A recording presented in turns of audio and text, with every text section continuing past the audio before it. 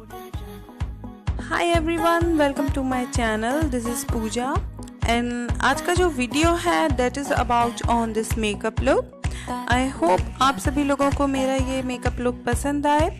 So if you are interested to see that how I create this makeup look then keep on watching.